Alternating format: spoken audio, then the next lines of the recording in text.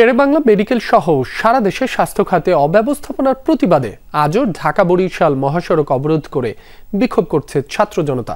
এ বিষয়ে আরো জানবো, যুক্ত হচ্ছেন সহকর্মী কাউসার হোসেন। কাউসার, আন্দোলনকারীদের দাবিগুলোর বিষয়ে জানাবেন, অবরোধের কারণে মহাসড়কে কি অবস্থা সে বিষয়েও জানতে চাই।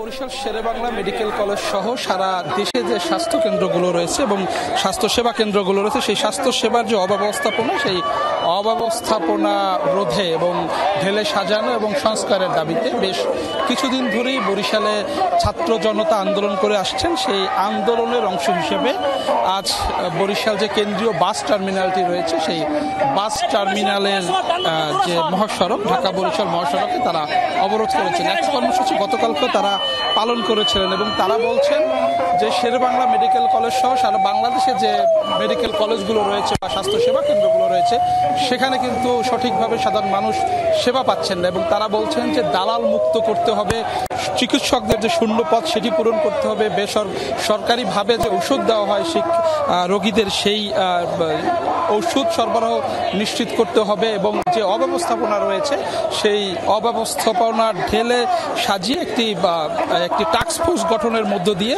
পুরো স্বাস্থ্য সেবাটি একটি চেইন অফ কমান্ডের মধ্যে নিয়ে আসতে হবে এবং এই দাবিতেই কিন্তু শিক্ষার্থীরা বেশ কয়েকদিন ধরেই আন্দোলন করে যাচ্ছেন এবং তারা বলছেন তাদের এই আন্দোলন থাকবে। তবে এই আন্দোলনের কারণে যেহেতু মহাসড়কটি তারা অবরোধ করে রেখেছেন, সেক্ষেত্রে আসলে দুই পারেই আসলে গাড়ির লম্বা লাইন হয়েছে। যে এই নতুল্লাবাদ হয়ে দক্ষিণ অঞ্চল অর্থাৎ বরগুনা, পটুয়াখালী, কুয়াকাটা পর্যন্ত যানবাহন চলাচল করে। এই অবরোধের ফলে আসলে যাত্রীবাহী এবং পণ্যবাহী যে যানবাহনগুলো রয়েছে সেই যানবাহনগুলো আটকা পড়েছে এবং সাধারণ মানুষের ভোগান্তিও রয়েছে।